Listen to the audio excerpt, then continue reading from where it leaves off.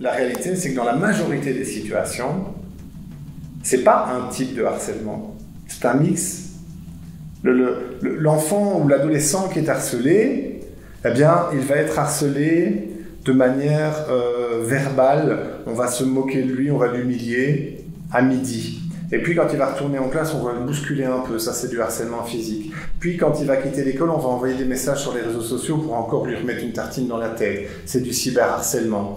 Et puis, plus loin, on va prendre une photo de lui et on va faire des critiques sur son corps parce qu'il est trop gros, trop noir, enfin j'en sais rien, mais trop quelque chose. Et là, on va être dans du harcèlement à connotation discriminatoire. On va aller, voilà. Ou alors on va lui faire une réputation qu'il est gay, ou alors peu importe. Tout ça, c'est la même situation.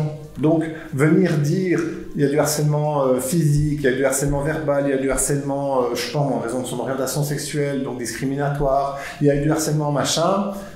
En fait, ça ne nous avance pas à grand-chose. Donc nous, on ne parle plus tellement en forme de harcèlement.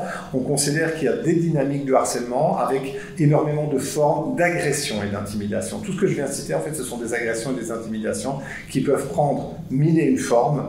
Et dans la plupart des situations de harcèlement, c'est un mélange, en fait, dans les formes d'agression et d'intimidation. Du coup, nous, on préfère nuancer, de dire, voilà, il y a plein de formes d'agression, mais dans tous les cas, c'est du harcèlement.